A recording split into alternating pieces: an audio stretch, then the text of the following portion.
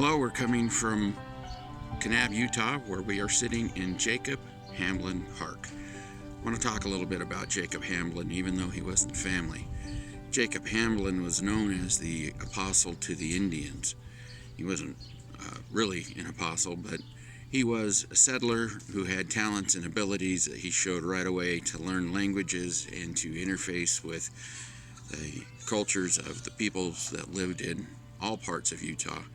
And he negotiated and worked with Native American communities really to help build them up, which is what Brigham Young wanted.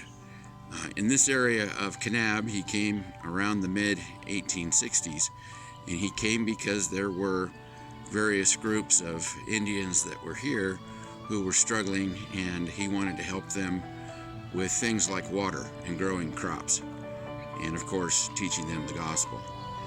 Now, Jacob Hamblin was a man much like Joel Hills Johnson, or Edwin Westover, or Joseph Asays. These men are all family.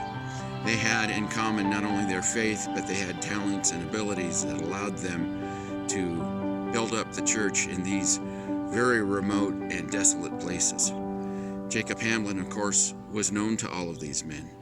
Edwin, when he came out to this area in the late 1870s, was living in a little place called Hamblin, which of course was home for Jacob Hamblin, just north a bit of St. George. Joel Hills Johnson knew Jacob Hamblin as well, and he was instrumental, Hamblin was, as Johnson and his brothers were called by Brigham Young to build a settlement east of here called the town of Johnson, which we'll be visiting here later on today.